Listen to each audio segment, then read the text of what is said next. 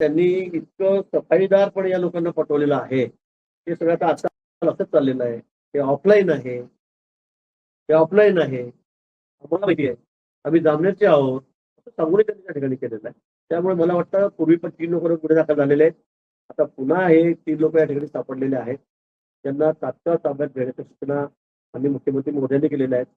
मी सुद्धा पोलीस अधिकाऱ्यांच्या ठिकाणी बोलतोय की तक्रार दाखल करून आम्ही आता तात्काळ ताब्यात घेऊन याच्यावर कठोर कारवाई करू. जामनेर आणि तुमचं नाव तयार झालेले आहेत. यासाठी त्यांनी जे बनावट शिक्के वापरले असतील किंवा बनावट लेटर हेड वापरले असतील डिपार्टमेंटचे, अशी काही शक्यता आहे का? सगळंच बनावट आहे. ही वर्क ऑर्डर आहे. ही वर्क ऑर्डर शिक्के येत नाही. ही वर्क ऑर्डर असते त्याच्यामुळे त्या शिक्के येत नाही. ही अशी आहे. पण याच्यावर गेडाम साहेब वगैरे कुठेही असं त्याचं नाव नसतं. खालचे लोक वर्क ऑर्डर देत असतात. पण यांनी सफाईदारपणे सगळं केलेलं आहे. आणि आज ते 4 मधला एप्रिलचा आहे. हा एप्रिलचा आहे पण आता उघडतील. हा मार्चचा आहे. 1-3 मार्चचा पण आहे. त्याच्यामध्ये हा 8-4चा पण आहे. 26चा आहे. असे एक मार्च आणि एप्रिल महिन्यातले सगळे वर्क ऑर्डर या ठिकाणी आलेले आहेत. पण ते बरेच दिवस थांबले. त्यांना वाटलं असेल की आता वर्क ऑर्डर मिळते का तेव्हा मिळते का तेव्हा काम मिळतं. पण आपली फसवणूक झालेली आहे हे त्यांच्या लक्षात आल्यानंतर ते मग त्याच्या थ्रू माझ्याकडे आले बबेळा मंत्री म्हणून आणि त्यांनी माझ्याकडून सगळा विषय टाकलेला आहे. आणि मी तात्काळ लगेच त्यांना हा विषय सांगितलेला होता. परवा बबेळ्याची बैठक होती. त्याच्या आदल्या दिवशी माझ्याकडे आले. मी त्यांना कागदपत्रही दाखवलेले आहेत आणि यांच्यावर कारवाई करण्याची सर्वात सूचना त्या ठिकाणी देण्यात आलेल्या आहेत. राज्यभरामध्ये अशा बऱ्याच लोकांची फसवणूक झाल्याची शक्यता आहे. या लोकांना तुम्ही काय आवाहन करणार आहे भाऊ? कारण मला वाटतं वर्क ऑर्डर या क्षेत्रात आजचा हा विषय नाही आहे. अनेक वेळेला आपण होतो अनेक वर्षापासून की अशा पद्धतीने लोक बोगस काहीतरी वर्क ऑर्डर तयार करतात. टेंडर दाखवतात. आम्हाला मिळते. मग आम्ही सबलेट करतोय. तुम्ही आपण एक करताना सगळी शहानिशी करून घेतली पाहिजे. हे सगळं तपासून घेतलं पाहिजे. अन्यथा मग आपली फसवणूक होते आणि हे अतिशय सराईत लोक आहेत. त्यामुळे याच्यावर कारवाई होईल ते होईल. पण हे जे पैसे दिले जात आहेत त्याची फसवणूक होते ते मात्र परत मिळत नाही. आणि म्हणून मला असं वाटतं या संदर्भामध्ये कोणीही असं पैसे घेत मला वर्क ऑर्डर दे असं अजिबात करू नका. तुमचं नाव आणि तुमच्या गावाचं नाव वापर करून याचा गैरवापर होतोय का असं वाटतात का? माझं नाव नाही वापरलं. मी त्यांना विचारलं पण ते म्हणे आता अशीच पद्धत आहे. आम्हाला माहित आहे की अशीच पद्धत आहे. आता ऑफलाईनच टेंडर होत आहे. तुम्ही काळजी करू नका. आम्ही या ठिकाणी बसलेलो आहोत. त्यांना खूप म्हणजे त्यांना इतकं त्यांना विश्वासात घेऊन त्यांना फसवलं गेलं की ते म्हणे आम्हाला थोडीशी शंका आली नाही की आमची फसवणूक होते. आणि हे मोठे व्यापारी आहेत की लहान लोक नाहीत. 200 कोटीचं काम मिळाले की छोटे लोक नाही आहेत. चांगले लोक आहेत, व्यापारी आहेत. आणि हे त्याच्यामध्ये फसलेले आहेत. जर संबंधितांनी पैसे जर रिटर्न केले तर पुढची भूमिका काय असणार आहे सर? नाही आम्ही तर तक्रार करतोय. आमची भूमिका आहे की बोगस वर्क ऑर्डर कशी काय देऊ शकतात. पैसे देणे घेणे हा विषय नंतरचा आहे. पण इतकं सराईतपणे कोणी कोणाला फसवू शकतं. तितक्या बोगस वर्क ऑर्डर या ठिकाणी देऊ शकतं. हे तर सरळ सांग कुठेही कोणी कोणाला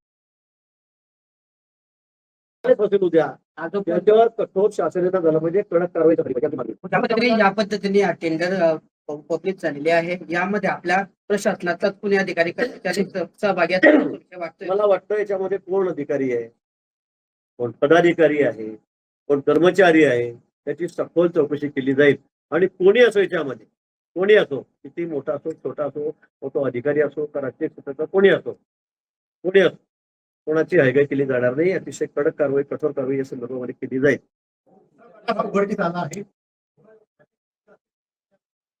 आता कळत नाही. आता मला वाटतं हे उघड झाल्यावर अजून किती लोक पुढे येतात कोणाकोणाला वर्क ऑर्डर दिलेली आहे हे आपल्याला माहित नाही. आता हे 3-4 लोक 4 वर्क ऑर्डर या इकडे आलेले आहेत. 3 ते 4 किती आहेत त्याच्यामध्ये तर हे सांगतायत. शक्यता आहे अजूनही कोणाला दिले गेले असतील. मला वाटतं या लोकांना ताब्यात घेतल्यानंतर सगळं पोलीस बरोबर त्यांच्याकडून काढतील. अजून कोणी लोक समोर येतील किंवा आमची फसवणूक झाली त्यानंतर आपल्याला कळेल की किती लोकांची फसवणूक झाली. मी तेच सांगतोय. म्हणून मी स्वतः प्रेस सांगतोय तर त्यांची अजूनही मानसिकता नाही. पण हे वर्क ऑर्डरला बघितल्यावर तर मला शॉक लागला की अशा पद्धतीने फसवणूक लोकांची चाललेली आहे. वर्क ऑर्डर देतो ऑफलाईन वर्क ऑर्डर आहे. अशा 100 दिवसाचे वर्क ऑर्डर असू शकत नाही. असंच नाही. आणि असा कुणालाही अधिकार नाही. याच्यामध्ये पूर्ण ट्रान्सपरन्सी आहे. अतिशय मी परवा यादी पण जाहीर केली. लोक कुठले बाकी टेंडरचे काय पण अशा पद्धतीने आता लोकांना फसवण्याचं काम काही मंडळी काही रॅकेट त्या ठिकाणी करतायत. सफाईदारपणे करतायत. मला त्याच्यामध्ये कोणीही बळी पडू नये पुढे. आणि ज्या ज्या लोकांची फसवणूक झाली त्यांनी समोर यावं आणि तक्रारी करावी.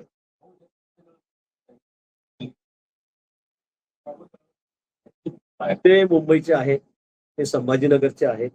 वेगवेगळ्या ठिकाणच्या. साधारण जे फसवणूक करणारे यांची काही पार्श्वभूमी लक्षात आली का प्राथमिक?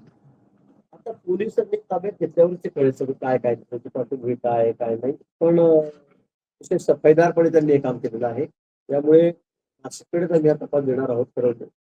इथे जरी मी त्यांना सांगणार आहे की तुम्ही आज कंप्लेंट द्या, तर त्यांच्या संपर्कात येते लोकांच्या. पण ते अजून म्हणत नाही बाबा मला पैसे देणार आहे, परत आम्हाला पैसे परत देणार आहेत. या भरोश्यावरती आहेत. पण मी सांगितलं आता आम्ही तर कंप्लेंट देऊ. अशा पद्धतीने वर्कआउट आलेले आहेत. आम्ही तक्रार देऊ, तुमच्या नावाचे आहेत, तुम्हालाही आम्ही बोलू, तुम्ही नाव सांगा. पुढच्या काळामध्ये आता कुंभमेळ्याला बराचसा अवधी अजून बाकी आहे. त्यामुळे आता याला जरी अटक केली तरी असे काही लोक जे आहेत बोगस ते अजून येण्याची समोर येण्याची शक्यता आहे. तर आपण पोलिसांना काही आवाहन करणार की या संदर्भात काही पोलिसांना जनजागृती आव्हान करण्याचा प्रश्नच नाही आहे. पोलिसांकडे तक्रारच करणार आहोत. ही तक्रार तर आम्ही मोठं करतो आहोत. आमच्या अधिकाऱ्यांनी सांगितलं की तुम्ही तक्रार द्या, तुमच्या नावाने वर्कआउट दिलेली आहे, ते त्या ठिकाणी तक्रार करतील. त्यांनी केल्यापेक्षा ज्याची फसवणूक झालेली आहे त्यांनी अधिकाऱ्यांना मी त्यांना आव्हान केलं, त्यासाठी तुम्ही तक्रार द्या. नाही साहेब तो उद्या देतोय, तो परवा देतोय, चेक दिलेले त्याचे पैसे मला परत देतोय, असं करतोय, हे ते सांगताय.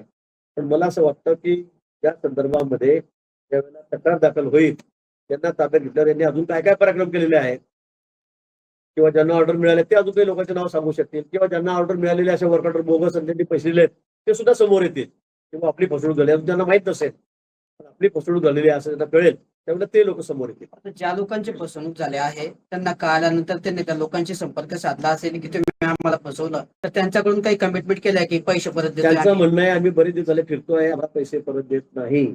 आम्हाला दररोज फिरत जातोय, आम्ही वेड्यासारखे फिरतोय, इकडे मुंबईला जा, पुण्याला जा, जळगावला ये, इकडे जा, पण आम्हाला पैसे मिळत नाही. आणि म्हणून मग ते कंटाळून माझ्याकडे आले. त्यांनी माझ्याकडे हा विषय टाकला आणि नंतर मी सगळ्या अधिकाऱ्यांना विचारतो बाबा हा प्रकार काय आहे. त्यांनी सांगितलं साहेब असं त्यांना आपण वर्कआउट दिलेल्याच नाही.